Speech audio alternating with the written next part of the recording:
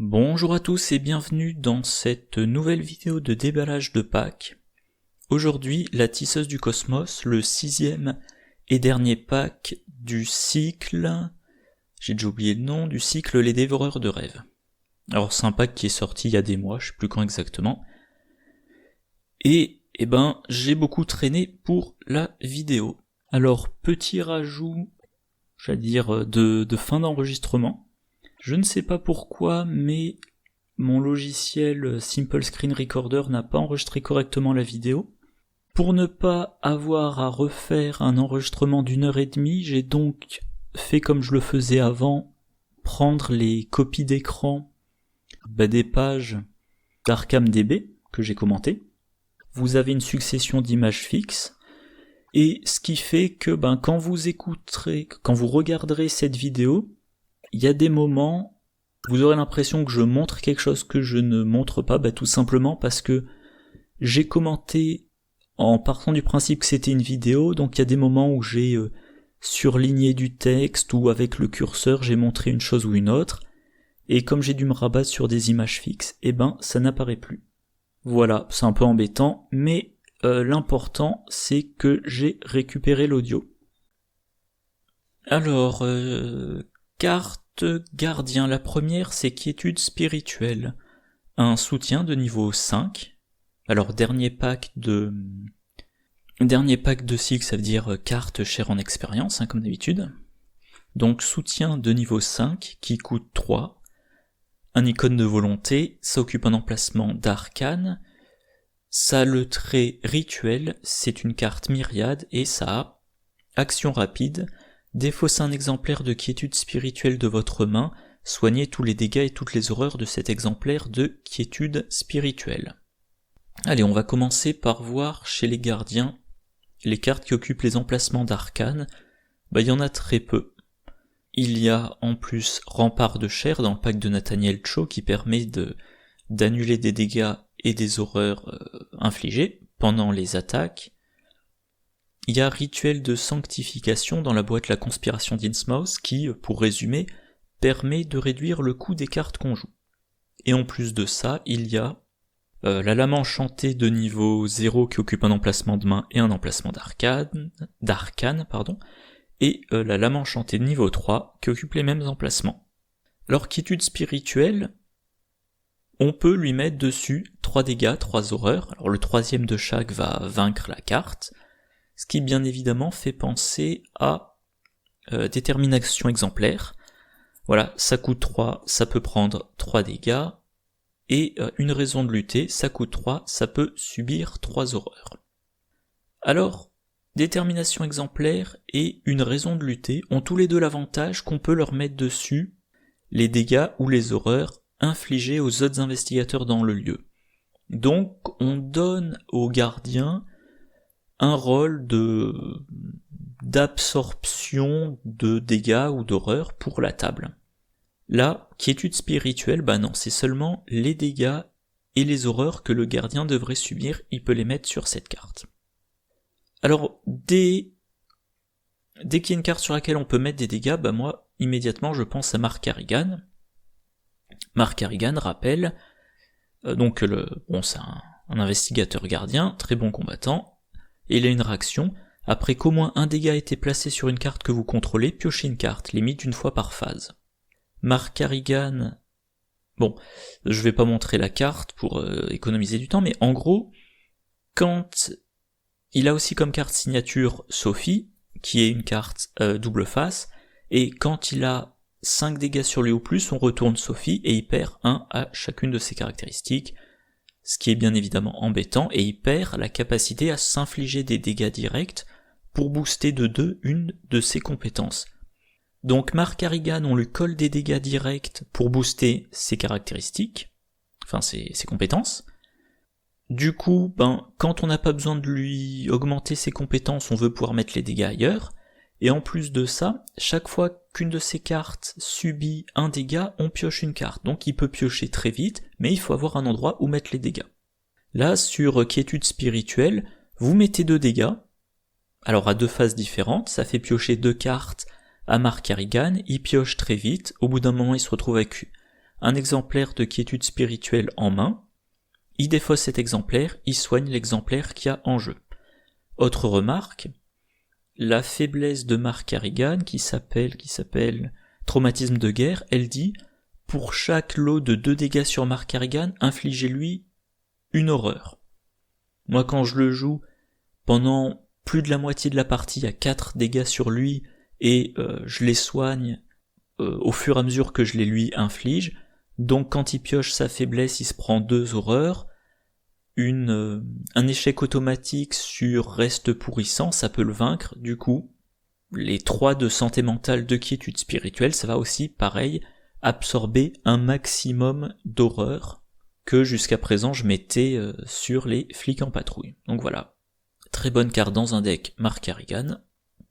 Et alors je disais, le petit inconvénient de quiétude spirituelle, c'est qu'on peut pas prendre les dégâts ou les horreurs infligées aux autres, mais pour ça on a engagement solennel dans la boîte Les Dévoreurs de Rêves. On joue engagement solennel sous le contrôle d'un autre investigateur dans le lieu, et quand l'autre investigateur et, là par exemple Mark Harrigan sont dans le même lieu, l'autre investigateur va déplacer les dégâts, les horreurs qui s'est pris sur quiétude spirituelle, pour en faire une combinaison de détermination exemplaire et de une raison de lutter. Donc si vous aviez un gardien tank avec 2 copies de détermination exemplaire, 2 copies d'une raison de lutter, vous pouvez remplacer ça par 3 copies de quiétude spirituelle et 1, 2 ou 3 copies d'engagement solennel pour rapatrier, on va dire, les dégâts et les horreurs. Moi je trouve que c'est une très bonne carte. Alors je l'ai encore assez peu joué, essentiellement parce que j'ai peu joué de gardien dernièrement.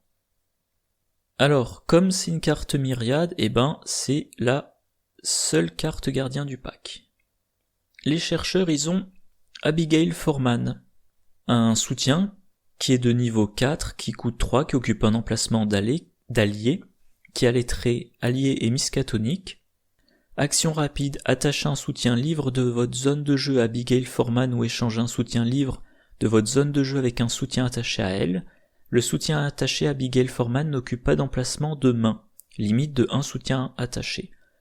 Réaction, après avoir résolu une capacité action du soutien livre attaché, inclinez Abigail Foreman, résolvez à nouveau les effets de cette capacité.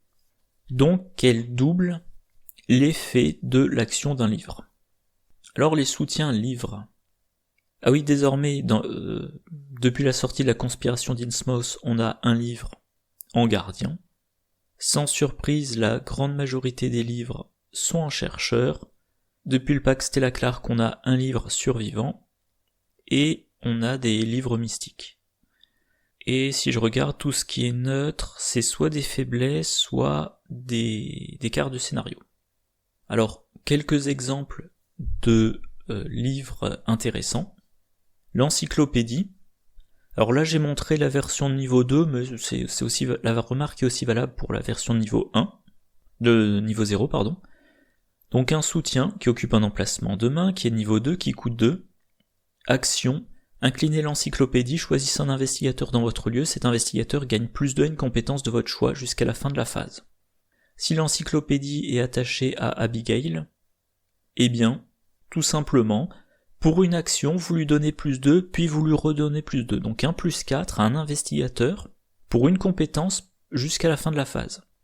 Vous faites ça, le chercheur fait ça sur lui, et il se donne par exemple plus 4 en intelligence, et ensuite il lui reste 2 actions pour enquêter. Ou alors il peut donner plus 4 en combat à son binôme pour que le binôme fasse 3 actions d'attaque. On a... Alors, le temps que ça recharge, je vais pas citer tous les livres, j'ai regardé ceux qui me semblaient les plus intéressants. Ah oui, là, petit spoiler, dans le pack Harvey Walters, on a l'ouvrage interdit, la version non traduite, ouais c'est ça, et la version traduite. La version traduite, il y en a 2 différentes. Celui-là, ouvrage interdit, secret révélé, un soutien de niveau 3 qui coûte 1, qui occupe un emplacement de main, trait objet relique livre, évidemment il faut avoir traduit. pour 4 actions, on incline l'ouvrage interdit, on a le droit de se déplacer vers un lieu connexe. Ah oui, c'est vrai qu'il manque une partie du texte. Donc, vous pouvez vous déplacer vers un lieu connexe, découvrez un indice dans votre lieu. Réduisez de 1 le coût de cette capacité pour chaque groupe de 4 cartes dans votre main jusqu'à un minimum de 1. Donc si vous avez 12 cartes en main, ce qui est faisable dans un deck conçu pour, ça ne vous coûte qu'une action. Si vous avez 12 cartes en main, l'effet de la carte c'est action, inclinez l'ouvrage interdit, vous pouvez vous déplacer vers un lieu connexe, et puis vous trouvez un indice dans ce lieu. Donc pour une action, toujours pareil dans le cas idéal, pour une action vous vous déplacez, puis vous trouvez un indice, sans avoir à faire de test. Avec Abigail, alors, comment c'est formulé, on la résout à nouveau. Donc avec Abigail, vous pouvez dire je me déplace, puis je prends un indice automatiquement, puis je me déplace, puis je prends un indice automatiquement, ou vous vous déplacez, vous prenez un indice, vous ne vous déplacez pas, vous prenez un autre indice, ou même vous restez sur place. Donc en une action, vous avez 2 indices sans test et jusqu'à 2 déplacements. D'ailleurs, le deuxième déplacement peut vous permettre de revenir dans votre lieu de départ. Voilà. Les ouvrages médicaux, alors, ouvrages médicaux, je le dis, chaque fois que j'en ai l'occasion, c'est une carte que jusqu'à présent je n'ai jouée que dans des decks Daisy, et uniquement si elle est en binôme avec Mark Harrigan, qui, comme je l'ai dit il y a quelques minutes, se prend beaucoup de dégâts et a besoin d'une solution de soin. Donc, ouvrages médicaux, c'est dans la boîte de base, soutien de niveau 0 qui coûte 2, qui occupe un emplacement de main. Action, choisissez un investigateur dans votre lieu et effectuez un test d'intelligence de 2. En cas de réussite, soignez un dégât de cet investigateur, en cas d'échec, infligez un dégât à cet investigateur. Et bien là, comme ce sont les effets qu'on double, que je dise pas de bêtises, ce sont les effets qu'on double, donc on fait le test, alors on soigne ou on inflige un dégât, puis on refait le test pour de nouveau soigner ou infliger un dégât. Comme tout est après les 2 points, le coût c'est uniquement de dépenser une action, donc il faut refaire le test, ça fait partie des effets. Alors là, le parchemin des secrets amélioré, un soutien de niveau 3 qui coûte 1, qui occupe un emplacement de main, trait objet livre, utilisation 3 secrets, action, inclinez le parchemin des secrets et dépensez un secret, regardez les 3 quarts du dessous de n'importe quel deck investigateur ou du deck rencontre, vous avez le droit de défausser une de ces cartes, vous avez le droit d'ajouter une de ces cartes à la main de son propriétaire, placez les cartes restantes soit au-dessus, soit sous le deck correspondant dans n'importe quel ordre. J'aime bien le principe de cette carte, mais ça fait une action à jouer quand même. Et ben là, vous allez pouvoir le faire 2 fois. C'est-à-dire que vous allez par exemple, si un investigateur, alors peu importe le lieu, c'est pas spécifié qu'il faut que ce soit dans votre lieu, donc peu importe le lieu, si un investigateur a dans son deck une faiblesse très handicapante, et ben vous allez pour une action regarder les 3 quarts du dessous de son deck, si vous trouvez la faiblesse, vous la défaussez, les cartes restantes, vous les mettez, alors une dans sa main ou sur le dessus, vu que vous savez que ce ne sont pas des faiblesses. Si vous n'avez pas trouvé la faiblesse, vous le refaites, même chose, si vous trouvez la faiblesse lors de la deuxième résolution de l'effet, vous la défaussez, sinon vous mettez toutes les cartes au-dessus, et donc vous avez plus de chances de défausser sa faiblesse, et si vous n'avez pas trouvé sa faiblesse, si c'est vraiment le but de l'utilisation de cette carte, en une action, vous avez pris les 6 cartes du dessous de son deck pour les mettre sur son deck, et vous savez que les 6 prochaines fois qu'il pioche une carte, c'est pas sa faiblesse. Ça a quand même sacrément renforcé la carte. Alors le truc, c'est que dans la dernière liste des tabous, la carte ne demande plus de faire une action, mais une action rapide. Or, Abigail, elle précise bien que c'est une capacité action. Donc en fait, si vous jouez les tabous, vous ne pouvez plus utiliser le parchemin des secrets avec Abigail, ce qui est assez paradoxal. Mais bon, en tout cas, je trouve que la combinaison est très intéressante. Et là, j'ai donné l'exemple de la recherche d'une faiblesse dans un deck d'investigateur, mais vous pouvez aussi utiliser sur le deck de rencontre. Si vous jouez alors, c'est peu probable vu que c'est en début de campagne, mais le scénario activité extrascolaire, de mémoire, vous essayez de défausser un soutien... Enfin, pardon, non pas un soutien d'histoire, mais une carte rencontre du deck de rencontre, Jazz Mulligan, et même remarque, vous regardez les 6 cartes du dessous du deck de rencontre, et si vous le trouvez à l'intérieur, vous le défaussez, ça vous évite d'avoir à dépenser plein d'actions pour fouiller dans le deck de rencontre. Alors bien évidemment, dès qu'on parle de livres, on peut penser à Daisy Walker. Daisy Walker qui a le droit à une action... vous avez le droit d'effectuer une action supplémentaire durant votre tour qui ne peut être utilisée que pour activer les capacités des livres. Autrement dit, quand vous jouez un deck Daisy Walker et que vous avez Abigail, comment elle s'appelle déjà, Abigail Foreman, vous utilisez l'action gratuite de Daisy pour activer le livre, et grâce à Abigail, vous refaites les effets. Donc vous avez 2 fois les effets du livre, et vous avez toujours vos 3 actions. Par exemple, je disais tout à l'heure pour l'encyclopédie, Daisy, elle se donne plus 2 en intelligence grâce à l'encyclopédie, l'effet d'Abigail Foreman lui redonne un plus 2, donc elle a plus 4, et maintenant elle peut faire 3 enquêtes avec 9 d'intelligence. Donc même si vous jouez en expert, où il y a un jeton -6 et un jeton -8, même si vous jouez en expert, vous avez quand même des chances de réussir vos enquêtes sans avoir à attribuer de compétences. Oui, alors je sais plus exactement pourquoi j'ai mis les cartes dans cet ordre, mais bon. Le vieux grimoire, qui est aussi intéressant à doubler avec Abigail Foreman. Là j'ai pris l'exemple du vieux grimoire de niveau 3, c'est d'autant plus pertinent. Alors bon, c'est un livre, donc ça prend un emplacement de main, mais l'effet c'est surtout, ça a 2 utilisations, 2 secrets. Action, inclinez le vieux grimoire, choisissez un investigateur dans votre lieu, cet investigateur cherche une carte parmi les 3 cartes du dessus de son deck, la pioche et mélange son deck. Ensuite, vous avez le droit de dépenser un secret pour que cet investigateur joue immédiatement cette carte en réduisant de 2 son coût. Alors, ça permet de tutorer, comme la version de niveau 0, mais ça permet aussi de faire jouer une carte avec une réduction de 2 ressources, sans dépenser d'action. Donc l'investigateur, vous ou un autre investigateur, il s'économise 2 ressources et une action jouée. Donc l'équivalent de 3 actions basiques. Et avec Abigail Foreman, il va pouvoir le faire à 2 reprises. Ce qui va pouvoir permettre de l'installer rapidement. Tous les investigateurs, notamment les gardiens qui ont besoin de beaucoup de cartes pour être installés, qui cherchent à avoir 2 types d'armes, plus un allié, plus un soutien pour absorber les dégâts ou les horreurs, plus, la bandoulière, s'ils ont une arme à 2 mains, etc., etc., en une action du vieux grimoire, on va pouvoir leur faire piocher 2 soutiens, voire même jouer les 2 soutiens.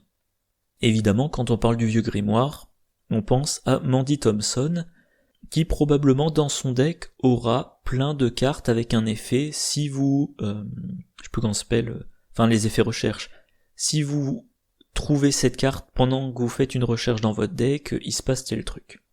En une action, elle cherche une carte parmi 3, ou 2 parmi 3, ou une parmi 6, et elle a une possibilité de trouver une carte avec le trait recherche, et de nouveau, elle fait une recherche, pour encore plus de combos.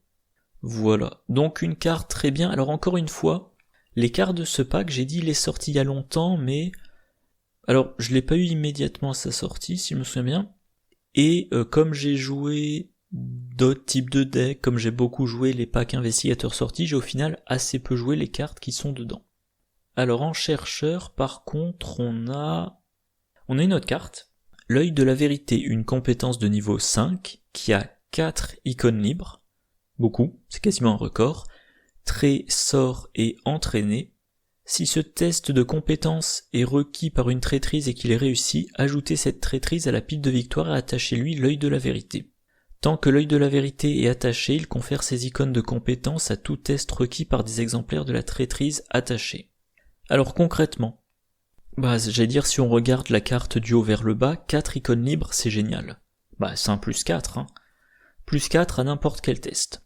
Sort, ça veut dire que ça peut se tutorer avec certaines cartes. Si vous jouez Daisy, vous pouvez mettre dans votre deck l'initié aux arcanes et tutorer l'œil de la vérité. Entraîner, la perfection vient de l'entraînement, un événement niveau 0 qui coûte 1, trait stratagème et tactique, rapide, à jouer lors d'un test de compétence dans votre lieu. Cherchez une compétence entraînée parmi les 9 cartes du dessus de votre deck et attribuez-la à ce test si possible. Mélangez les cartes restantes dans votre deck. Après la fin de ce test, en cas de réussite, ajoutez cette compétence à votre main au lieu de la défausser.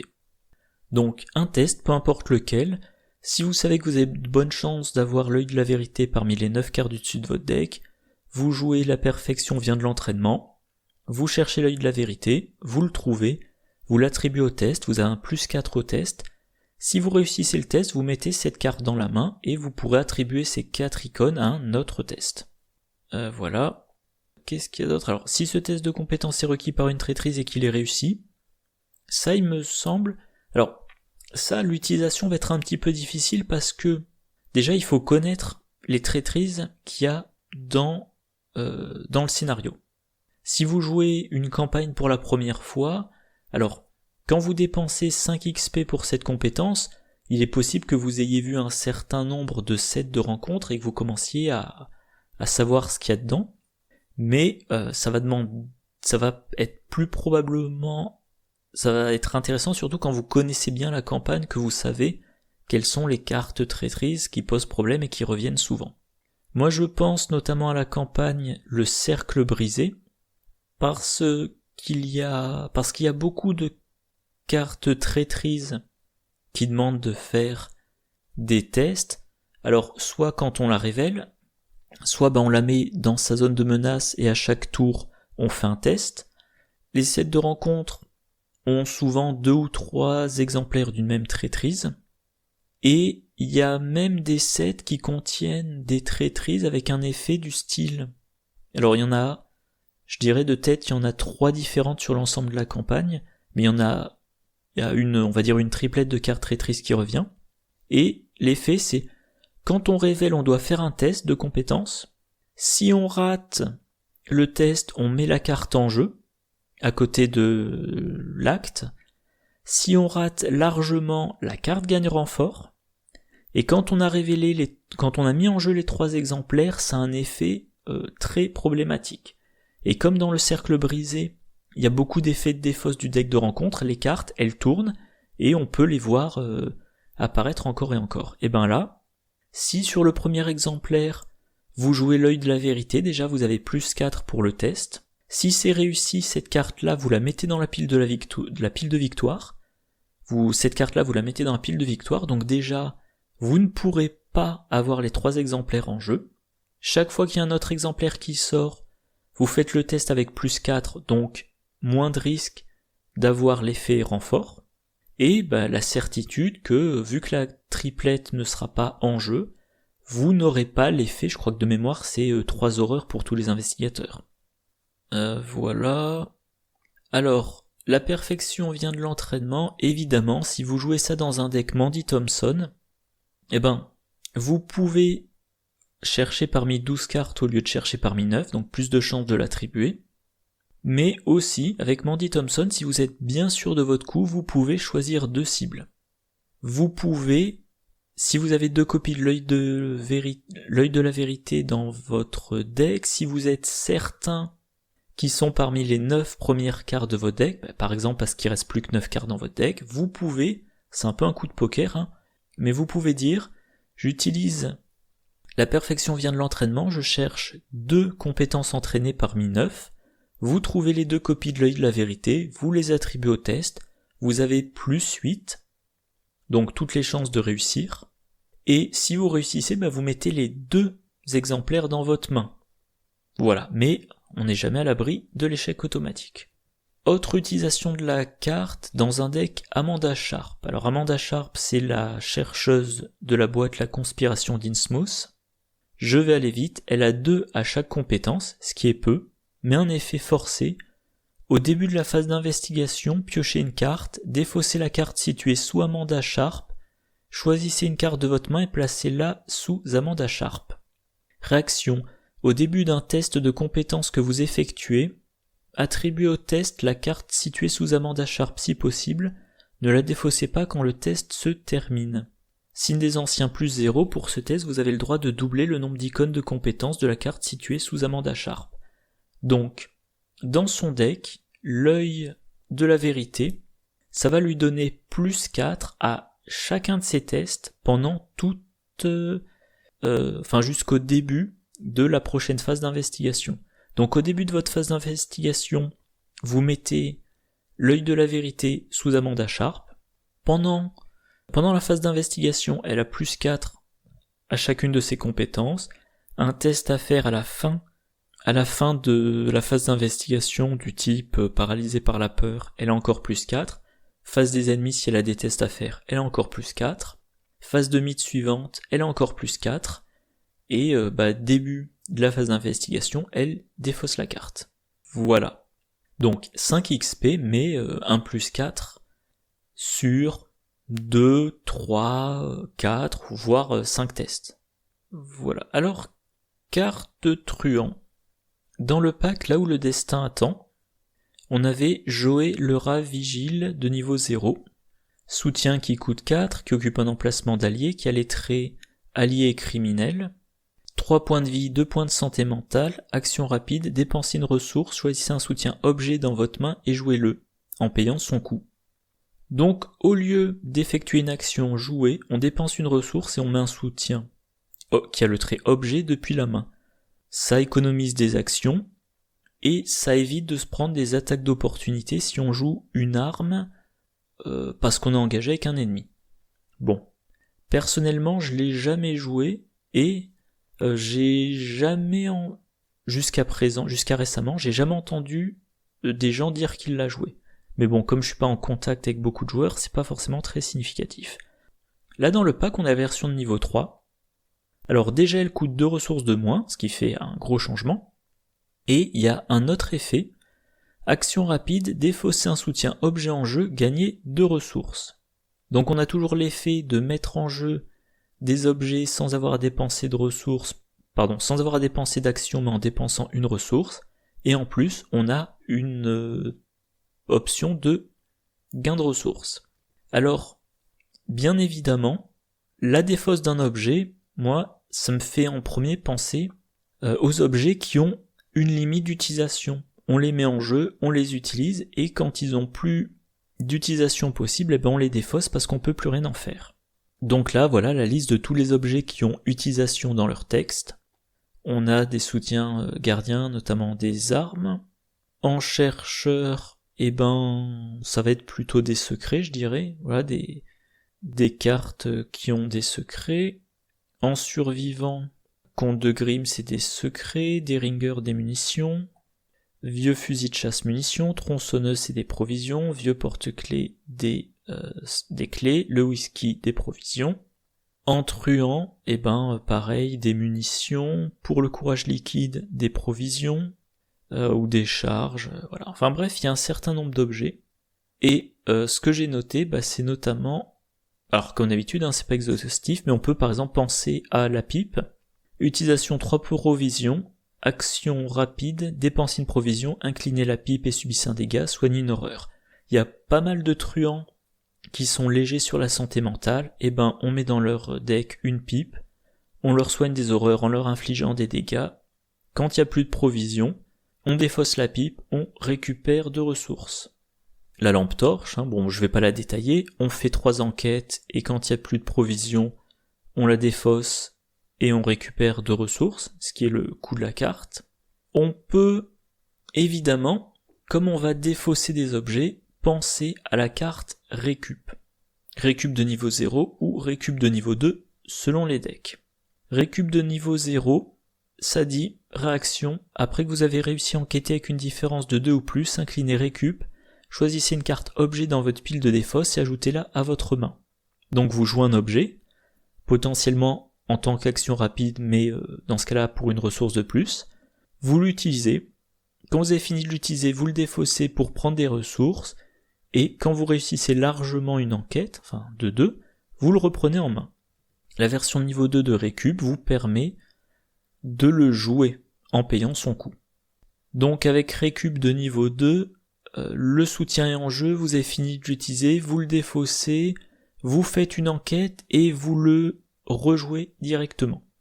Donc vous n'utilisez peut-être plus trop la première action rapide de Joey vu que vous ne jouez plus les cartes depuis votre main. Alors Preston Fairmont, il a accès à la combo, vu qu'il a accès aux cartes survivantes de niveau 0 à 2, et lui concrètement, alors encore une fois, je peux appeler ça le mot-clé de recherche très intéressant, d'où, voilà, les cartes utilisables par l'investigateur numéro 3 de la 5e boîte, tous les objets et qui ont un nombre d'utilisations. Et on a les contes de Grimm, le vieux porte-clés, crâne décoré, analgésique, pipe, arc décoré, lampe torche et thermos. Dans le lot, on trouve la lampe torche. Donc la lampe torche, on va faire baisser de 2 la valeur occulte du lieu. On fait des enquêtes. Dès que la lampe torche n'a plus de provisions, on la défausse, on récupère 2. 2, c'est le coût d'une lampe torche. Et surtout, le point important, c'est qu'en diminuant de 2 la valeur occulte du lieu, on augmente ses chances de réussir l'enquête de 2. Voilà, après avoir réussi une enquête avec une différence de 2 ou plus.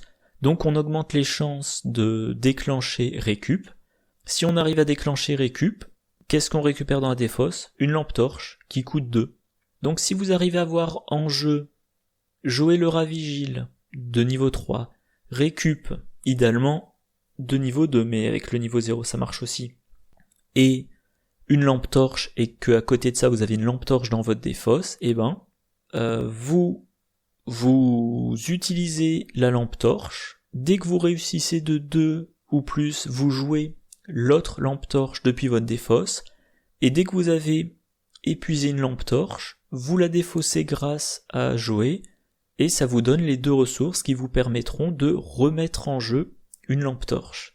Et idéalement, c'est le but de la combo, vous faites toutes vos enquêtes à la lampe torche. Donc Preston, qui, on le rappelle, n'a qu'un d'intelligence, de valeur de base, va passer toute la partie à enquêter avec une valeur occulte réduite de 2 sur les lieux. Voilà, ça donne vraiment envie de faire un deck avec ça. Et on peut aussi noter le vieux porte-clés que Preston peut aussi jouer, un soutien de niveau 0 qui coûte 1, qui occupe un emplacement de main, utilisation de clés, s'il n'y a pas de clé sur le vieux porte-clés, défaussez-le, action enquêter, votre lieu perd 2 de valeur occulte pour cette enquête, en cas de réussite, retirez une clé du vieux porte-clés. Donc ça s'approche de la lampe torche, sauf qu'on ne dépense les clés que si on réussit les enquêtes, et là, le vieux porte-clés se défausse tout seul. Donc il n'y a pas besoin d'utiliser Joey pour le défausser, mais dans le deck, si vous faites un deck Preston Fairmont spécialisé en enquête, vous mettez 2 copies de lampe torche, vous mettez 2 copies du vieux porte-clés, et en fonction de ce que vous avez en jeu, ce que vous avez en main en jeu et dans votre défausse, vous alternez. Dès que vous pouvez activer récup, vous récupérez soit le vieux porte-clés, soit la lampe torche. Si c'est récup niveau 0, vous mettez cette carte dans votre main. Si c'est récup de niveau 2, vous la mettez en jeu. Et avec Joey, vous défaussez les lampes torches pour payer soit un vieux porte-clés, soit une lampe torche à la prochaine utilisation de récup ou la prochaine fois que vous jouez une carte depuis votre main. Alors, dans un deck, je sais plus là si je parlais spécifiquement de Preston ou pas. Ouais, notamment dans un deck Preston, vous avez comme cible intéressante de jouer le manteau de cuir.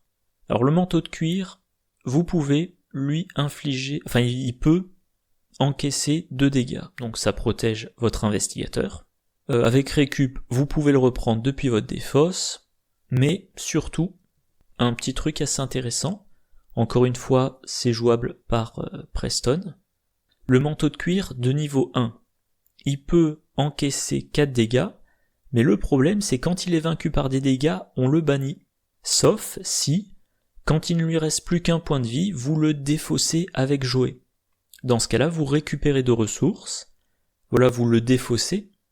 Comme la carte est défaussée, elle n'est pas vaincue, donc le manteau de cuir il part dans la défausse, il n'est pas exilé, et maintenant vous pouvez, encore une fois, avec récup, le récupérer, le reprendre dans votre main, ou le remettre directement en jeu, et lui infliger 3 dégâts, le défausser, le reprendre, lui infliger 3 dégâts, le défausser, le reprendre, etc., etc. Et comme la carte coûte 0, même si vous la jouez depuis votre main pour 1 de plus, comme vous la défaussez, comme vous gagnez 2 ressources en la défaussant, ça reste rentable. Bien évidemment, on peut avoir le même raisonnement avec Précieux Souvenir niveau 0 et niveau 1, et l'ensemble des deux peut vous permettre, voilà, Persévérance. Persévérance, c'est un événement de niveau 0 qui coûte 2, rapide, à jouer quand des dégâts et ou des horreurs qui devraient vous vaincre vous sont assignés, annulez jusqu'à 4 de ces dégâts et ou horreurs. Persévérance, ça coûte 2, il faut l'avoir en main au bon moment, ça ne peut être utilisé que si les dégâts et ou les horreurs devraient vous vaincre. Donc si vous reste, mettons 5 points de vie, que vous prenez 4 dégâts, enfin que vous vous assignez 4 dégâts, vous pouvez pas jouer Persévérance, vous pouvez envisager de remplacer Persévérance dans un, alors pas dans tous les decks, mais dans un deck Preston Fairmont qui est spécialisé en enquête, qui tourne avec Joé et Récup. Vous mettez Manteau de cuir de niveau 1, vous mettez Précieux Souvenir de niveau 1, chaque carte peut encaisser 3 dégâts ou 3 horreurs, selon la carte, et vous les faites, vous les défaussez, vous les remettez en jeu, vous les défaussez, vous les remettez en jeu, et vous avez, alors je vais pas dire un tampon de dégâts ou d'horreur infini, il est toujours possible de ne pas les piocher, de ne pas réussir à les remettre en jeu, de se les faire défausser, mais ça va quand même vous permettre d'absorber beaucoup de dégâts et d'horreur, tant que vous arrivez à activer Récup. Voilà, alors deuxième carte du pack, le fusil à canoncier, un soutien de niveau 5 qui coûte 3, qui occupe un emplacement de main. Perdu le fil, voilà, objet, arme à feu illicite, utilisation de munitions, action, dépenser une munition, combattre. Au lieu des dégâts normaux, cette attaque inflige 1 dégât pour chaque point de réussite, d'un minimum de 1 jusqu'à un maximum de 6. En cas d'échec qui devra infliger des dégâts à un autre investigateur, cette attaque inflige 1 dégât pour chaque point manquant, d'un minimum de 1 jusqu'à un maximum de 6. Alors bien évidemment, la carte fait penser au fusil de chasse de la boîte de base, qui occupait 2 mains, qui avait 2 munitions, pareil, mais qui lui donnait un bonus de 3 en force, et qui était limité à 5 dégâts, et qui coûtait 1 XP de moins. Alors les truands, comme arme, voilà, là il y a la liste. Le fusil à canoncier, on peut le comparer à la Thompson 45 de niveau 3. Ça occupe 2 emplacements de main, ça a 5 munitions, ça donne plus 2 en force, ça inflige plus 1 dégât, et en cas de réussite avec une différence d'au moins X, vous avez le droit de dépenser une munition pour infliger les dégâts de cette attaque à un autre ennemi dans votre lieu, X étant la valeur de combat de cet ennemi. Donc, vous faites votre attaque, vous la réussissez de X, vous dépensez une autre munition pour infliger les dégâts, sans avoir à faire de test, à un autre ennemi. Et c'est les dégâts de l'attaque, donc si vous avez attribué, par exemple, qui tout double ou coup vicieux, ça peut être 2, 3, 4 dégâts ou plus. On a aussi la sulfateuse, alors carte que je n'ai jamais utilisée, vu qu'à l'époque je jouais pas trop truand et que depuis je suis pas particulièrement fan. 2 mains, 4 munitions, dépenser une munition, combattre. Vous avez le droit de dépenser n'importe quel nombre d'actions supplémentaires quand vous effectuez cette attaque. Vous gagnez plus d'enforce pour cette attaque pour chaque action dépensée en utilisant le coût d'action de cette capacité. L'attaque inflige plus de dégâts. Donc une attaque qui inflige 3 dégâts, et si on veut être sûr de réussir, on dépense plus d'actions pour... Alors de base, si on dépense une action, on a plus d'en force, si on dépense 2 actions, on a plus 4 en force. Comme on est un truand, c'est assez probable, beaucoup de gens jouent comme ça, moi moins, mais c'est assez probable qu'on ait Léo Deluca, donc on va faire 2 attaques à force plus 4. Voilà. Toujours dans la liste des grosses armes, on a le Beretta M1918, toujours une arme à 2 mains, 4 munitions, on l'incline, on dépense une munition, attaque, on gagne plus 4 en force et on inflige plus 1 dégât pour l'attaque, en cas de réussite avec une différence de plus, soit on le redresse, soit on inflige un 3e dégât, et si on a une réussite avec 4 ou plus, on le redresse et on inflige plus un dégât. Donc un gros bonus de force, la possibilité de faire les dégâts 3 par 3, mais aussi la possibilité de ne pas pouvoir enchaîner les attaques. Voilà. Alors, le problème du fusil à canoncier, c'est qu'il vous donne aucun bonus de combat. Donc, réussir de 6, ça vous permet de faire 6 dégâts, mais il faut réussir de 6. Là, vous combattez avec votre compétence modifiée par vos bonus passifs, et c'est tout. Si vous prenez le truand qui a la meilleure force, Tony Morgan, il combat à 5 contre la valeur de combat de l'ennemi, qui va probablement être 3 ou 4. Ou même 5 si vous utilisez une grosse arme comme ça. Donc il part avec maximum plus 2 par rapport à la difficulté du test. Alors, s'il a des alliés, il peut être à plus 3 ou à plus 4, mais c'est toujours très léger pour infliger plusieurs dégâts d'un coup. Du coup, il va falloir s'intéresser aux compétences qu'on va pouvoir attribuer. Les compétences neutres ou truands, il y en a un bon paquet. Qu'est-ce qu'on a ? On a bien évidemment maîtrise. Vous mettez plus 2, en cas de réussite vous piochez une carte. Courage inattendu, plus 2. Attaque inconsidérée, s'il ne vous reste plus que 3 de santé mentale ou moins, alors Tony Morgan, il commence à 5. Voilà, vous donnez plus 4. Le tout pour le tout, vous donnez plus 2. Et en plus, si vous réussissez largement, ce qui est votre objectif, vous allez pouvoir piocher une carte par point de réussite jusqu'à un maximum de 5. Donc si vous réussissez bien votre attaque, vous infligez 5 dégâts, puis vous piochez 5 cartes. Et vous mélangez dans votre deck chaque faiblesse piochée sans la résoudre. Alors attention, si vous jouez les tabous, la dernière version des tabous, je crois que c'est celle de la FAQ 1.8, la carte est retirée de la partie après avoir été résolue. Donc cette compétence qui coûte 5 XP pour vous donner un plus 2, elle va vous booster votre tir. Idéalement, le tir inflige 5 dégâts, vous piochez 5 cartes et vous retirez cette carte de la partie. Mais surtout, on a Brelandas.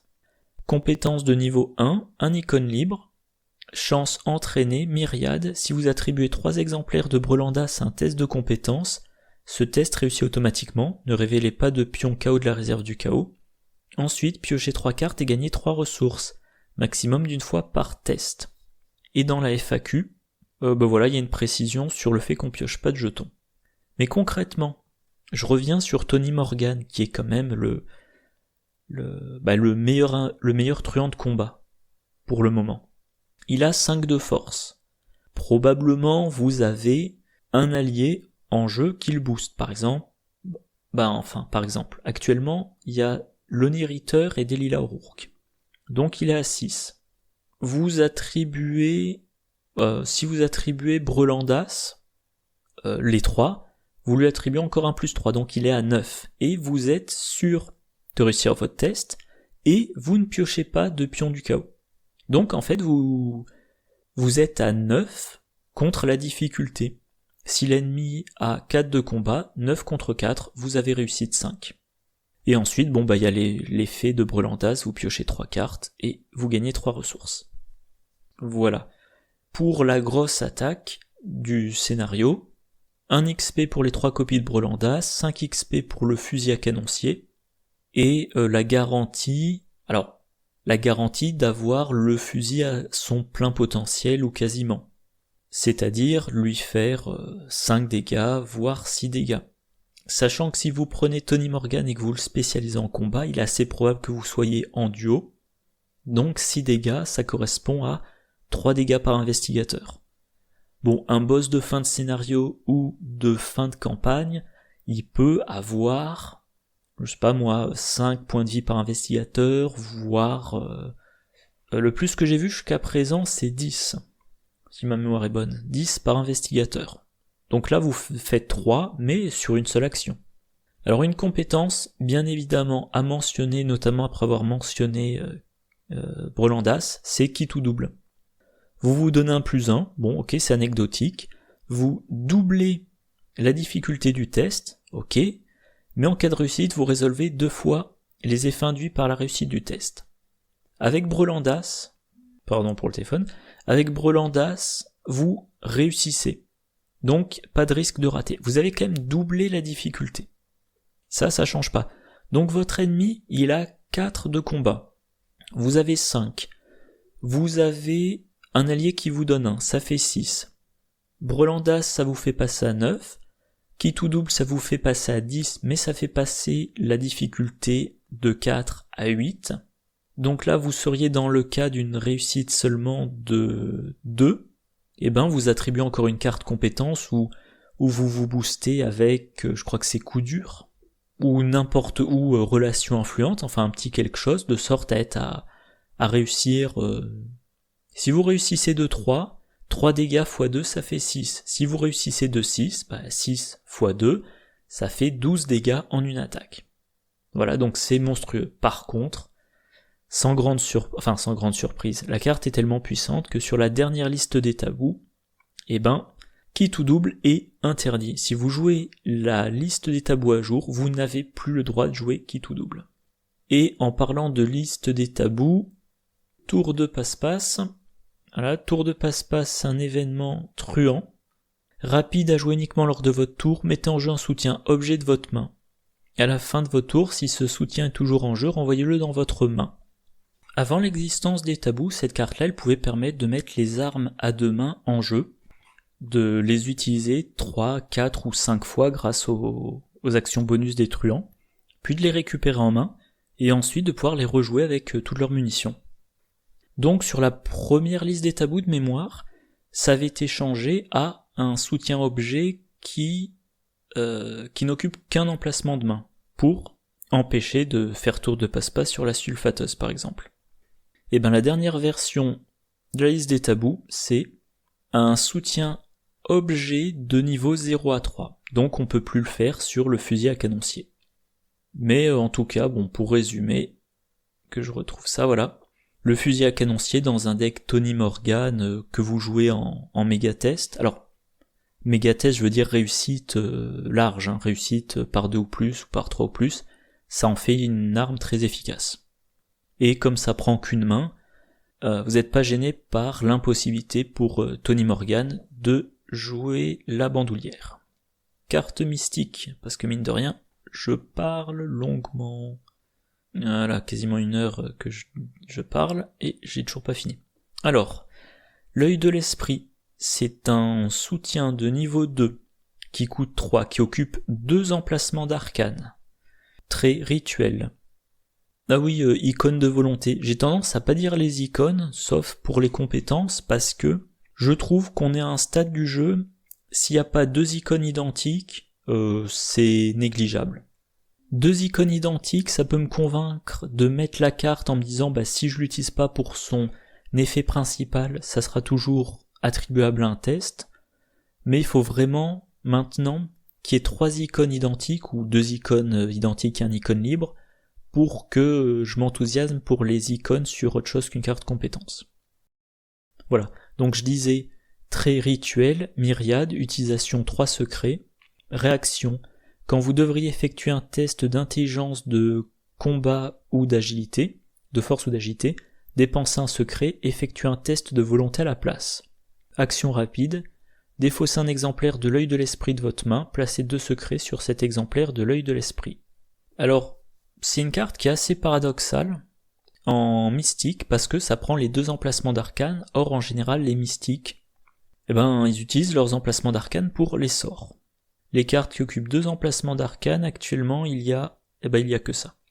Voilà, c'est la première carte, et heureusement, parce que 2 emplacements d'arcane c'est assez pénalisant. Alors, ça utilise des secrets, et voilà, toutes les cartes qui... Alors non, les cartes mythes, non mais... Voilà, toutes les cartes, essentiellement chercheurs et mystiques, qui ont un rapport avec les secrets. En mystique, pour recharger en secret, on a extatique. Compétence de niveau 0 qui a un icône d'intelligence. Si ce test de compétence est réussi pendant une enquête, placez une charge ou un secret sur un soutien que vous contrôlez. Voilà, donc en mystique, il y a quasiment que ça comme recharge de secret. Et du coup, l'œil de l'esprit, c'est une carte mystique qui vous prend vos 2 emplacements d'arcane, donc vous aurez du mal à jouer un sort à côté de ça. Alors ça vous permet d'effectuer tous les tests avec votre volonté, sauf que vos sorts vous permettent déjà ça. Un sort d'enquête, vous enquêtez avec votre volonté. Un sort de combat, vous combattez avec votre volonté. Un sort d'évasion, vous vous évadez avec votre volonté. Donc cette carte-là pourrait permettre de le faire sans avoir de sort, mais en vous privant de 2 emplacements de sort, en vous donnant seulement 3 utilisations, ça paraît complètement inintéressant, sauf pour Patrice Euphéoué, qui, pour rappel, a le droit aux cartes mystiques jusqu'au niveau 2, donc elle peut avoir la carte. Elle a 4 de volonté, alors qu'elle a 2 dans les autres compétences. C'est-à-dire que Patrice, l'intérêt, c'est qu'elle... Alors, évidemment, déjà, elle peut prendre la carte, que je la retrouve, voilà. Patrice, elle va... Alors, c'est un style de jeu, c'est pas forcément celui qu'on joue avec Patrice, mais elle joue l'œil de l'esprit, ça lui prend ses 2 emplacements d'arcane, elle va faire ses 3 prochains tests d'intelligence, de force ou d'agilité avec sa volonté de 4 au lieu de sa compétence de 2. Donc bien évidemment de meilleures chances de réussite. Dans son deck, elle va mettre beaucoup de cartes compétences qui boostent sa volonté, ou qui ont des icônes libres tout simplement. Et comme elle a un moteur de pioche très rapide, dès qu'elle a une copie de l'œil de l'esprit en main, action rapide, elle défausse la copie qu'elle a en main, elle remet 2 secrets sur l'œil de l'esprit, et elle peut gagner 2 utilisations. Donc pour une action et 3 ressources, elle en met un exemplaire en jeu. À chaque fois qu'elle fait une rotation de deck, elle gagne 4 secrets, donc à chaque rotation de deck, elle a 7 utilisations. Sachant que Patrice, voilà son signe des anciens, +1 après la fin du test, vous avez le droit de mélanger toutes les cartes de votre pile de défausse, sauf une dans votre deck. Elle va probablement jouer E-Catastrophe qui lui fait avoir un signe des anciens. Elle a son violon qui fait piocher. Elle peut utiliser d'autres techniques des survivants pour piocher. Donc, les 2 autres copies de l'œil de l'esprit, elle va les avoir fréquemment en jeu. Et vous pouvez jouer un deck Patrice basé sur l'idée de ne tester que votre volonté. Sachant que, encore une fois, Patrice, elle a accès aux cartes mystiques jusqu'au niveau 2, donc elle a accès à, au Saint-Rosaire, ou à la clé de Saint-Hubert, ou au pendule de cristal, ou à, David Renfield. Enfin bref, elle peut beaucoup booster sa volonté, et l'objectif, c'est un deck qui ne teste que la volonté pendant toute la partie. Deuxième carte mystique. Et oui, donc pour finir, l'œil de la vérité. Alors, l'œil de l'esprit, pardon. L'œil de l'esprit, on peut le jouer dans d'autres decks que des decks Patrice, mais je pense que c'est vraiment là où c'est le meilleur. Parce que, moi je vois pas d'exemple d'autres decks où on peut à la fois vouloir tout faire à la volonté et se priver des emplacements d'arcane qui sont ceux qui justifient qu'on cherche à booster sa volonté. Deuxième carte mystique, le trapézoèdre lumineux. Un soutien de niveau 4 qui coûte 1, qui occupe un emplacement d'accessoire. Trait objet et relique. Réaction, quand vous devriez payer le coût d'une carte sort, inclinez le trapézoèdre lumineux, effectuez un test de volonté X à la place, X étant le coût en ressources de ce sort. En cas de réussite, son coût en ressources est considéré comme ayant été payé. En cas d'échec, annulez le fait d'avoir joué cette carte sans payer aucun de ses coûts, y compris son coût en action. Pour le reste du round, vous ne pouvez pas jouer d'exemplaire de cette carte. Ah voilà, c'est ce que je cherchais. Important. Il faut avoir les ressources pour pouvoir utiliser la capacité, même si au final vous ne payez pas. Qu'on voit un petit peu dans l'ordre. Vous voulez jouer un sort. Vous effectuez... Alors déjà les sorts. Qu'est-ce qu'il y a comme sort en mystique? Enfin, comme sort même pas en mystique, il y en a pas mal. En majorité chez les mystiques, mais il y en a maintenant dans toutes les classes. Vous êtes un mystique, vous voulez jouer des sorts. Vous allez faire un test de volonté X. X c'est le coût, par exemple, pour flétrissement. Allez, flétrissement de niveau 5, ça coûte... Flétrissement de niveau 5, il coûte 3. Vous voulez jouer votre flétrissement de niveau 5, vous faites un test de volonté 3. Vous êtes un mystique, vous avez probablement 7 ou 8. Donc un test pas trop dur à réussir. Si vous réussissez, vous ne dépensez aucune ressource et vous ne dépensez aucune action. Alors c'est quand vous devriez payer le coût. Alors que je suis en train de dire une bêtise. Vous ne payez pas le coût en ressources, mais vous effectuez quand même l'action. Donc si vous êtes engagé avec un ennemi, vous prenez l'attaque d'opportunité. Par contre, si vous ratez, vous ne payez pas de ressources, vous ne payez pas d'action, vous ne prenez pas d'attaque d'opportunité du coup, par contre, vous ne pouvez plus jouer ce sort. Donc il faut quand même être jusqu'à la fin du round. Faut quand même être assez sûr de soi, parce que, je reviens sur mon exemple, si vous avez à tout prix besoin d'un sort de combat ou d'évasion ou d'enquête, que vous ratez votre test, vous ne pouvez plus jouer, donc vous ne pouvez pas faire le combat, l'enquête ou l'évasion prévue, et ça vous pénalise. Par contre, si il y a un ennemi, mettons un ennemi distant, si un ennemi dans votre lieu, que vous avez besoin de le tuer, mais en jeu actuellement vous avez seulement Brume de Relier, vous pouvez lui échapper mais vous voulez le tuer, donc vous essayez de jouer flétrissement sans payer son coup, vous ratez, vous ne pouvez pas jouer flétrissement, mais vous avez toujours la possibilité d'échapper à l'ennemi. Vous avez essayé de jouer flétrissement, c'est raté, vous n'avez dépensé aucune ressource, vous n'avez pas dépensé d'action, vous n'êtes pas pris d'attaque d'opportunité, et ben maintenant, pour votre première action donc, vous faites un test d'évasion. L'évasion est réussie, tant mieux. Vous ne pouvez pas jouer le flétrissement pour achever l'ennemi, mais au moins, vous avez temporisé l'ennemi. Donc c'est intéressant. Alors il y a quand même un gros problème, je vais pas développer plus, mais ça occupe un emplacement d'accessoires et c'est un emplacement qui est assez disputé chez les mystiques. Et il y a aussi un truc, alors je me souviens plus quand est-ce que j'avais préparé les onglets pour cette vidéo, mais depuis dans le pack Jacqueline Fine est sortie la robe de la nuit éternelle. Alors ça coûte 3, ça occupe un emplacement de corps, c'est beaucoup moins demandé, ça peut absorber 2 dégâts, ce qui est toujours bon, et quand on joue une carte sort, on incline les robes de la nuit éternelle pour diminuer de 1 le coût de la carte. Alors, certes, on n'annule pas le coût, on diminue seulement de 1, mais il n'y a pas de test à faire.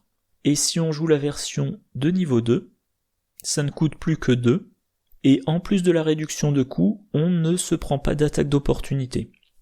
Du coup, je reviens sur mon exemple, vous êtes engagé avec un ennemi, vous voulez le vaincre avec flétrissement, vous jouez flétrissement pour 2 ressources au lieu de 3, vous prenez pas d'attaque d'opportunité et vous pouvez faire 2 attaques. Voilà. Donc le trapézoèdre lumineux, ouais c'est intéressant, mais la nécessité de réussir un test plus l'utilisation de l'emplacement d'accessoires, je pense que moi je le jouerai pas. Allez, on passe aux cartes survivants. La babiole cauchemardesque. Un soutien de niveau 3 qui coûte 1, qui occupe un emplacement d'accessoires, objet charme maudit, limite de 1 par deck, ce qui veut aussi dire qu'il n'y en a qu'un dans le pack. Forcé, après l'entrée en jeu de la babiole cauchemardesque, cherchez 3 exemplaires de parasites des rêves parmi vos cartes liées et attachez-les à la babiole cauchemardesque. Quand la babiole cauchemardesque quitte le jeu, mettez de côté chaque parasite des rêves attaché hors jeu. Réaction, quand vous révélez un pion KO échec automatique, mélangez un parasite des rêves attaché dans votre deck, annulez ce pion. Alors tout de suite on va regarder le parasite des rêves. C'est une compétence avec 2 icônes libres liées à la babiole cauchemardesque. Tant que le parasite des rêves est dans votre main, vous devez l'attribuer au prochain test de compétence que vous effectuez si possible. Ces icônes de compétence se soustraient à votre valeur de compétence au lieu de s'y ajouter. Si ce test de compétence échoue, subissez 1 dégât et 1 horreur. Voilà. Donc on résume. Vous avez un accessoire qui va vous permettre d'annuler 3 échecs automatiques. Si vous jouez en solo, 3 échecs automatiques sur une partie, c'est beaucoup. Si vous jouez à 4, c'est peut-être moins. Alors par contre, c'est ce que vous révélez. Je suis en train de regarder, c'est quand vous révélez. Donc en fait, non. La question, c'est plus le nombre de rounds.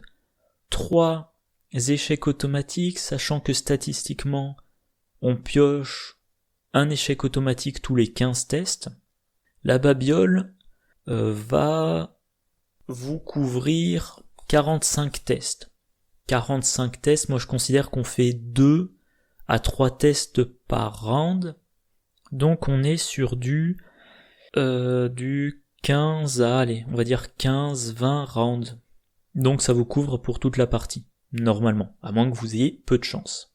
Vous les annulez, mais à chaque annulation, vous mettez dans votre deck une compétence.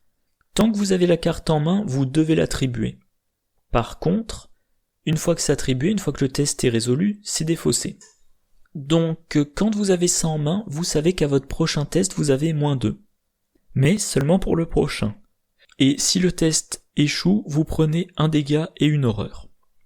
Ouais, alors j'ai un peu du mal à commenter. Moi j'ai l'impression, de toute façon, à un moment donné, avec un -2, vous finirez par subir le dégât et l'horreur. Donc ça va beaucoup être une question de timing. Si vous vous retrouvez avec cette carte-là en main, mettons pendant votre phase d'entretien, vous la piochez. Phase de mythe suivante, vous piochez un reste pourrissant. Vous devez faire un test de volonté 3. Cette carte-là, vous devez l'attribuer, ça vous met un -2. Donc vous avez plus de risques d'échouer à votre test. Vous risquez plus d'échouer de beaucoup, donc plus de risques de vous prendre les 3 horreurs de reste pourrissant. Et si vous échouez, peu importe de combien, vous prenez en plus un dégât, une horreur. Ce qui veut dire que dans le pire des cas, ce test-là, vous allez, à cause de l'échec, vous prendre un dégât et 4 horreurs. Dans la situation la plus favorable,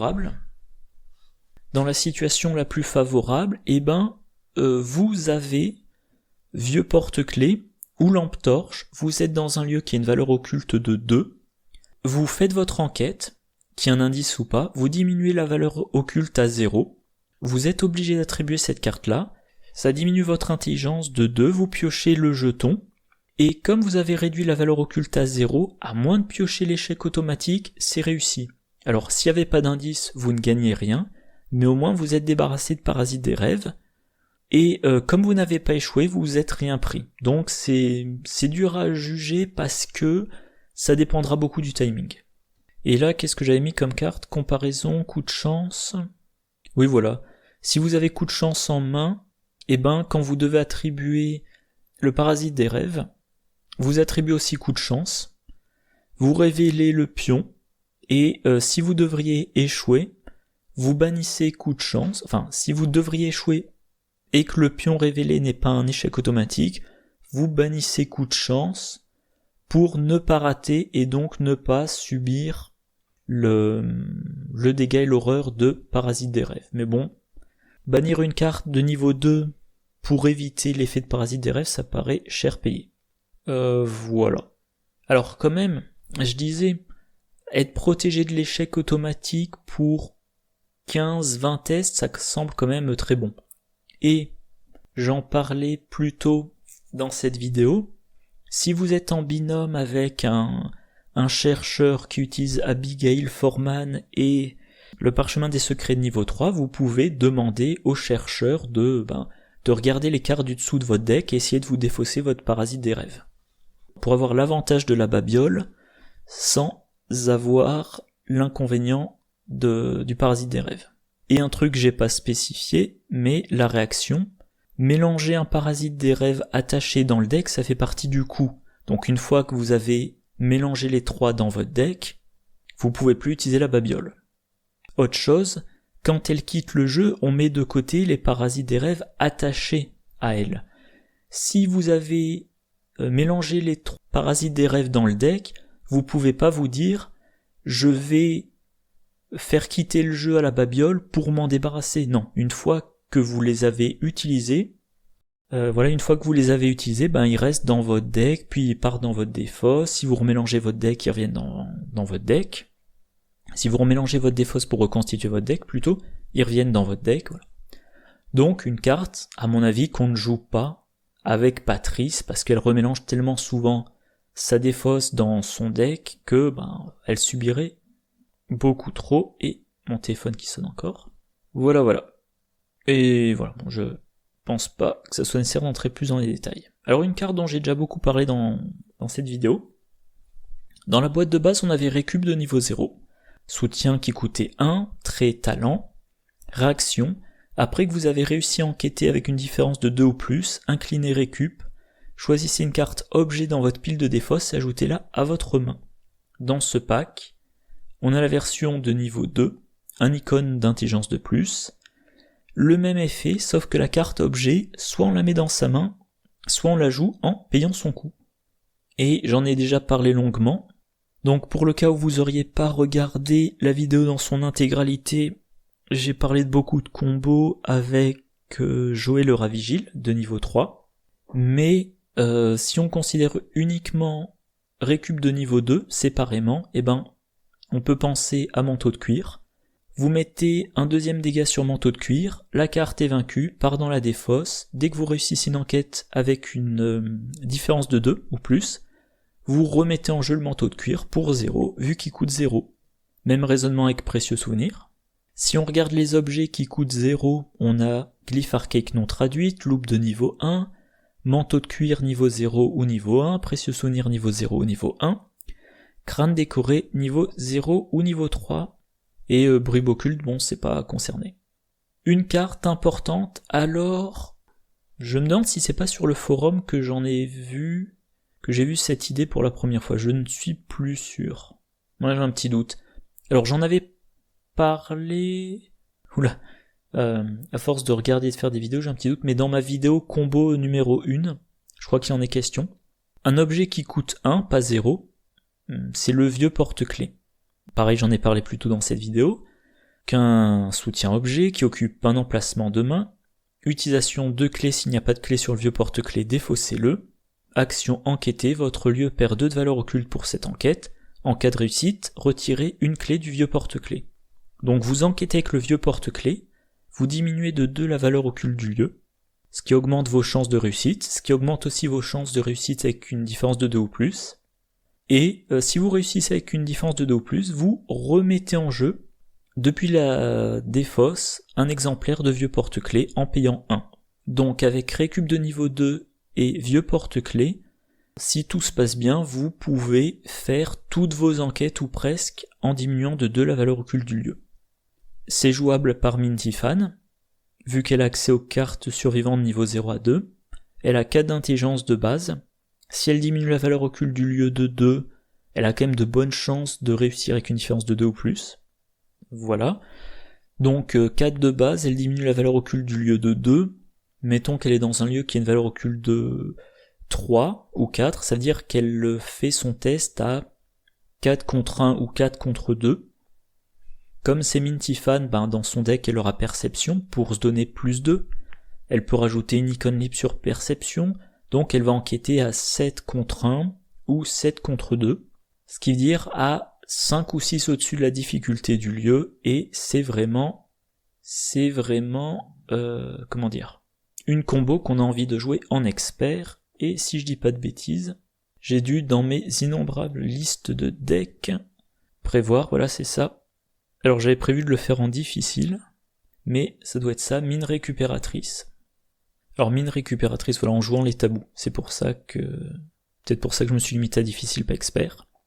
Voilà, 2 copies de récup de niveau 2, 2 copies de vieux porte-clés, d'autres cartes. Et donc cette idée, je fais des enquêtes, voilà, je fais des enquêtes pas trop dures, donc je les réussis de 2, donc je prends des cartes de ma défausse que je mets en jeu. J'ai eu un blanc. Oui, donc je prends des cartes de ma défausse, je les mets en jeu, et ces cartes que je mets en jeu me permettent de faire des enquêtes facilement, et etc. etc. Ah tiens, pas d'image. Une autre carte qui rend récup 2 très intéressante, c'est le Necronomicon du pack d'Harvey Walters, un soutien de niveau 5 qui coûte 3, 5 icônes d'intelligence, utilisation 6 secrets, limite de 1 par deck, Action rapide, dépenser un secret, vous gagnez plus 2 à votre valeur de compétence pour ce test. Action rapide, dépenser 2 secrets, piocher 2 cartes. Action rapide, dépenser 3 secrets, découvre un indice dans n'importe quel lieu. Action rapide, dépenser 4 secrets, infliger 3 dégâts à un ennemi engagé avec vous. Alors si vous jouez les tabous, ça coûte 3 expériences de plus, donc 8. Mais vous allez faire un test, par exemple, vous attribuez la carte. Vous donnez plus 5 en intelligence. Par exemple, l'enquête, vous faites une enquête, vous attribuez déduction de niveau 2, vous attribuez le Necronomicon, déduction de niveau 2 ça vous donne plus 2, le Necronomicon ça vous donne plus 5, ça vous fait un total de plus 6, et si vous réussissez de 2 ou plus, vous gagnez 2 indices supplémentaires. Comme vous avez réussi de 2 ou plus, vous dépensez 3 ressources, et vous jouez le Necronomicon depuis votre défausse. Vous utilisez ces 6 secrets, par exemple, pour vous donner un total de plus 12 à des compétences, ou pour piocher 6 cartes, ou pour prendre 2 indices n'importe où en jeu, ou pour infliger 3 dégâts. Dès qu'il est vide, vous le défaussez. Le coup classique, c'est vous jouer Loop de niveau 1, qui coûte 0, qui est joué comme action rapide. Ça vous force à défausser le Necronomicon si vous avez plus d'emplacement de main de libre. Vous la jouez pour défausser le Necronomicon, et dès qu'il n'y a plus d'indices, vous la remettez dans votre main. Il est dans votre défausse, et maintenant, grâce à récup de niveau 2, vous le remettez en jeu. Et c'est un truc que j'aurais voulu faire dans mon deck mine récup, mais comme je tablais que sur 30 XP, ça me semble trop ambitieux. Dans la campagne Le Cercle Brisé, je tablerai sur du 38-40 XP, et là je le tenterai. Oui voilà, donc ça c'est un exemple de deck par contre à 19 XP. Un deck à 19 XP pour jouer contre les dévoreurs de toutes choses avec le Necronomicon, Loop pour forcer à le défausser, vu que j'ai 3 soutiens qui occupent des emplacements de main, plus le roi en jaune. Récup, alors malheureusement seulement en un seul exemplaire, pour rejouer le Necronomicon, mais également de la fiction à la réalité pour le recharger, et sinon du classique pour Mintifan. Et voilà, je vais vérifier, mais normalement j'ai fait le tour du pack en 1h30 avant montage. Alors, petit récap comme d'habitude, quiétude spirituelle. Alors c'est de niveau 5, mais c'est une myriade. Alors au passage, moi je trouve les myriades, c'est parfois délicat à mettre dans un deck vu qu'il faut d'un coup libérer 3 places, mais quand même, 5 XP, pour 3, vous avez l'équivalent de détermination exemplaire et de une raison de lutter, qui normalement coûte chacun 3. Vous pouvez soigner quiétude spirituelle, donc idéalement, dans un deck Markarigan, la myriade vous permet d'encaisser 7 dégâts et 7 horreurs. À combiner avec engagement solennel pour en faire bénéficier les autres investigateurs dans votre lieu. Abigail Foreman dans un deck Daisy ou dans un deck Mandy Thompson qui utilise des livres. Une action pour avoir 2 fois l'effet du livre. C'est très bien, c'est de l'économie d'une action. En plus de ça, il y a quand même, alors pas tous, mais il y a plusieurs livres, encyclopédie, vieux grimoire amélioré, et codex d'un autre monde, notamment, qui utilisent des secrets, en tant que coup. Et là, pour une action, vous ne dépensez qu'un secret, et vous avez 2 fois l'effet du livre. Donc, très bon dans un deck plein de livres. L'œil de la vérité, moi je suis un petit peu partagé, c'est une carte pour Amanda Sharp pour avoir son plus 4 sur tout un round, sur l'équivalent de tout un round. Dans un deck Mandy Thompson parce qu'elle joue la perfection, vient de l'entraînement. Niveau campagne, c'est plutôt contre le cercle brisé. Je suis un peu partagé, j'ai essayé de le jouer, je crois que ça m'a pas encore trop convaincu, j'ai pas encore trouvé le deck idéal. Alors plus il y a d'investigateurs, plus ça présentera d'intérêt vu qu'il y aura plus de chances que une traîtrise ressorte, avec un grand nombre d'investigateurs, vous finissez par remélanger le deck de rencontre et donc les traîtrises ressortent encore et encore. Joël Laura Vigile, 3 XP, alors déjà on diminue de 2 son coût, comme je l'ai déjà dit, le ratio normalement c'est 1 XP de plus pour une ressource de moins, mais là, on gagne la possibilité de défausser des soutiens objets pour gagner des ressources.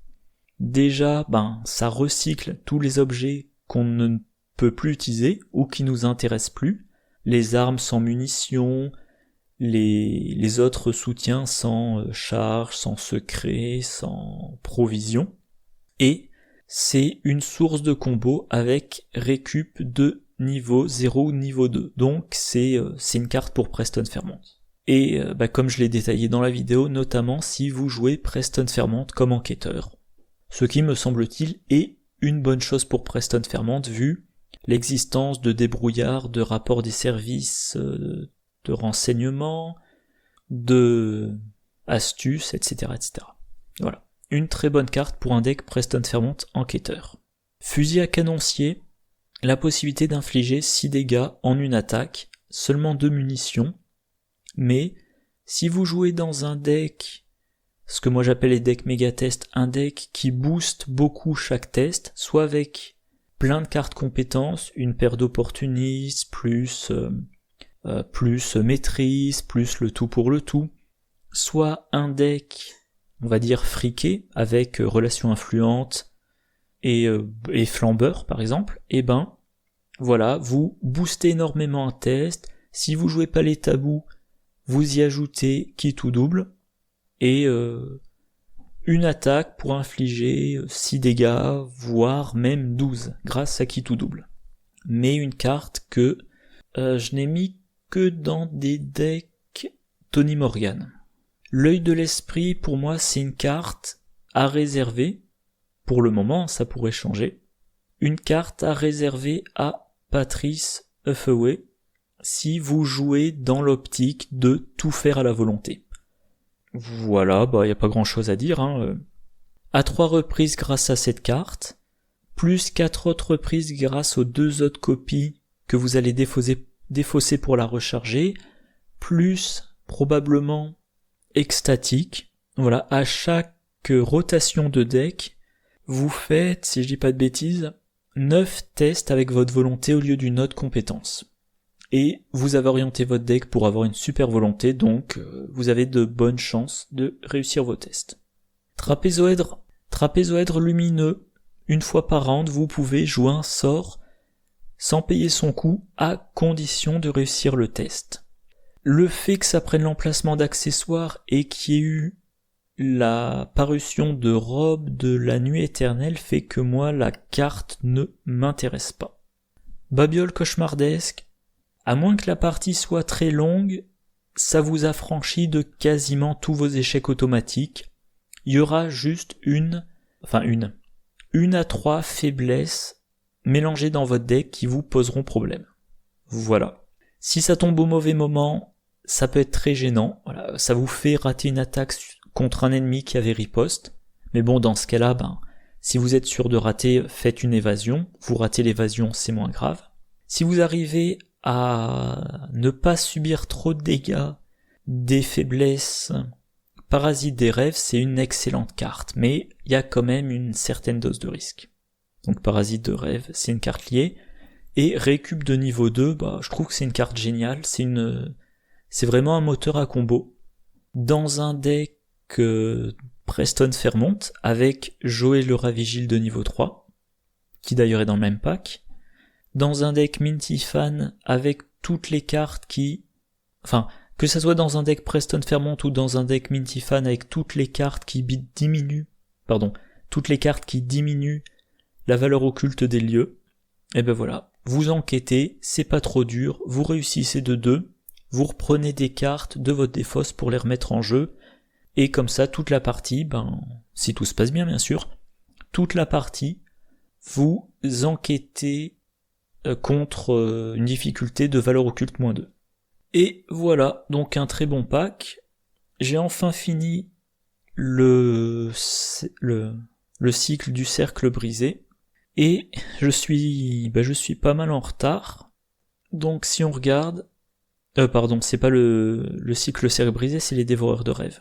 Donc voilà, depuis est sortie la boîte La Conspiration d'Innsmouth, ce qui me fera 6 vidéos.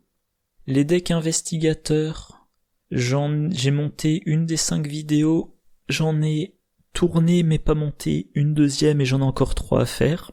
Donc rien que pour les vidéos de déballage, il y en a 11 à sortir.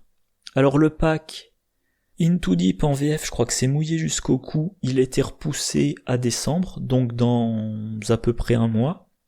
Le pack Devil Reef, j'ai pas la traduction en français, je suppose qu'il va être repoussé à janvier.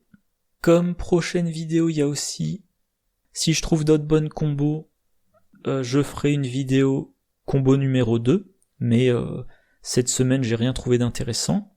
En décembre, je reçois normalement un tapis de jeu, un nouveau qui est vert si ma mémoire est bonne, mais surtout qui est uni, donc pas avec une image de fond qui gêne la lisibilité. J'ai encore 2 vidéos de partie à finir de monter et à diffuser bien sûr contre le dévoreur des rêves. Et alors mes decks, et donc quand j'aurai mon nouveau tapis, j'ai un petit doute d'un coup. Faudra que je vérifie. Je crois que j'avais prévu ce deck en solo, mais voilà, Mandy Thompson en expert, avec une petite combo sur Vision de l'avenir, que je retrouve ça, voilà. Une combo avec Vision de l'avenir, Mandy Thompson en expert sur le cercle brisé, et voilà, comme c'est une campagne en expert, que c'est pas très fréquent, je filmerai ça. Donc je le filmerai probablement en décembre, et je le diffuserai à cheval sur décembre et janvier. Bon voilà, je vais m'arrêter là, je commence à avoir faim. J'espère que la vidéo vous a intéressé, je vous souhaite une bonne journée, une bonne soirée, de bonnes parties, et je vous dis à la prochaine, au revoir.